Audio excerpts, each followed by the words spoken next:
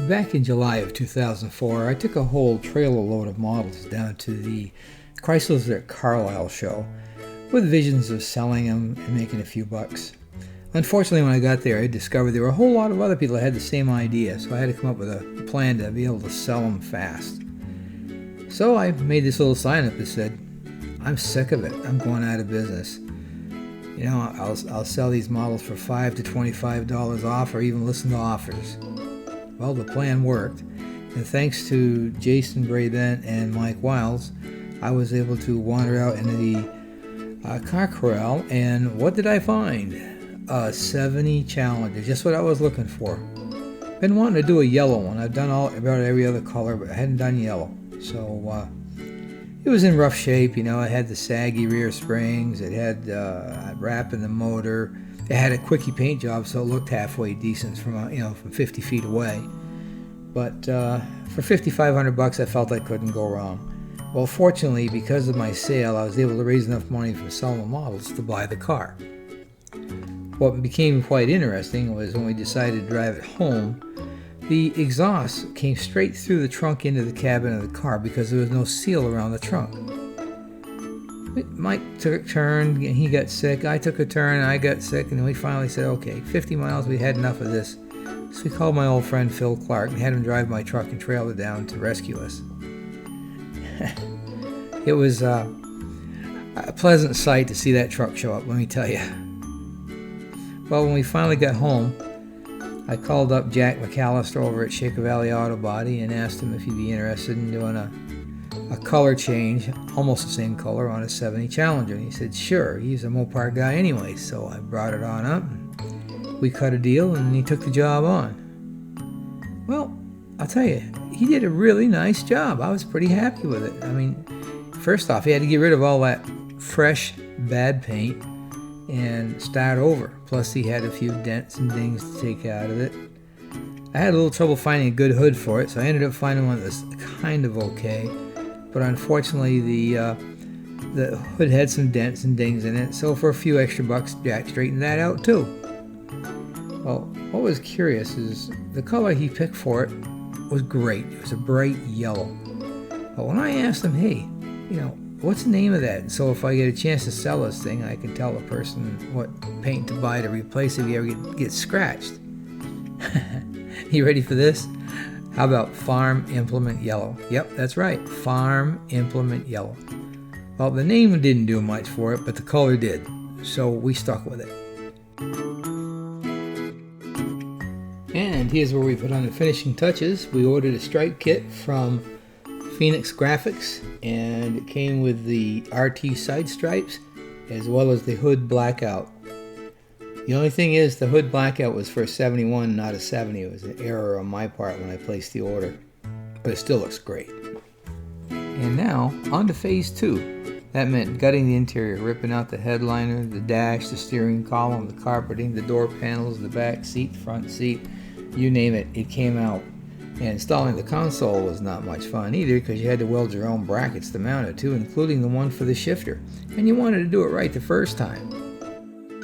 The upholstery was in excellent condition. The only thing that we ended up replacing was the dash cover, the carpeting, and the headliner. Oh, and also we ripped out the old gauges and put in a nice rally dash like it should be. Now we're in the third phase of our project. This is where we pull out that 318. We remove all the loose parts we can under the hood, including the heater motor, the windshield wiper motor, the master cylinder, the battery box, all wiring. Get it all cleaned up, sanded down, painted, clear coated, and I gotta tell you, it came out beautiful. It matched the outside paint just like I was hoping it would.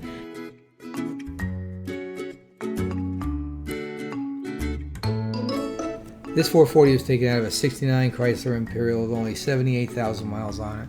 We put in new valve guide seals, new high-performance camshaft with hydraulic lifters, a torquer intake manifold, a 850 CFM Edelbrock carburetor, hooker large tube headers, a new electronic distributor, and here is a completely rebuilt 727 torque flight ready to drop in. Doesn't that 440 look right at home sitting in that nice engine compartment? Now, Larry already put the rear end in. He put an 8 3/4 with 391 gears. And that's a drive shaft we ordered from Mancini Racing. It's aluminum, special cut to fit the car.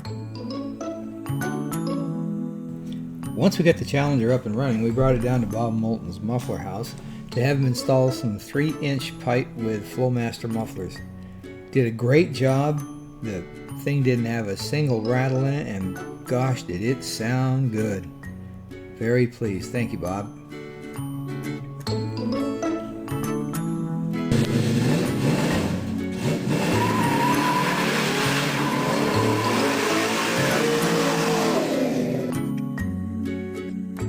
I put the Challenger on display at the Hanover Lions Auto Show, and the most common question I received was, "Hey, what's it got for a motor?" At that time I had the hood shut. I'd say, "Well, it's got a 444, bro." And the common response was, "Oh, I was hoping it had a 6-pack." Well, you know something? I got thinking about it, I said, I missed the boat. I should have put one in. So guess what I did? I ran out and bought a brand new 6-pack from Herb's Parts, and then I had to face Larry with the project. His response was, "Are you kidding? The thing runs great the way it is. What are you doing that for?" I says, "Well, let's go ahead and give it a try." Well, it turned out it was a good idea after all. Like I've done with a lot of my previous cars, I brought the Challenger to the drag strip to see what kind of quarter-mile times it would turn. The only thing I did do it was I changed the rear tires and put on slicks. Otherwise, it's just the way it came off the street. I even let it shift on its own.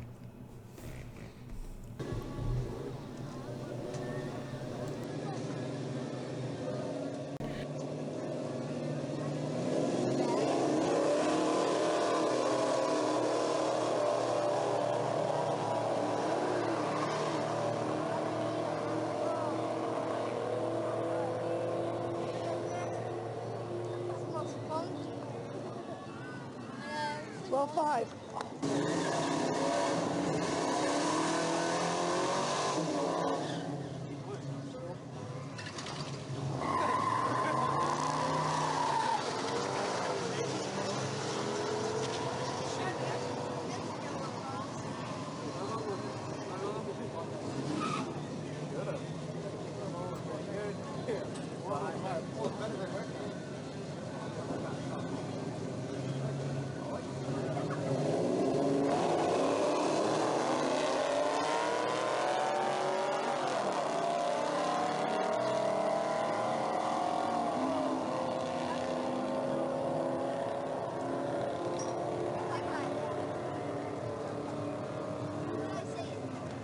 I hope you enjoyed this video. If you do, well, or if you did, I should say, why don't you just click on the subscribe button below and the little bell next to it, and that way there, I come out with a new video, you'll be notified. Also, if you want to leave any critique underneath this video, I'll be sure and answer them. Thanks.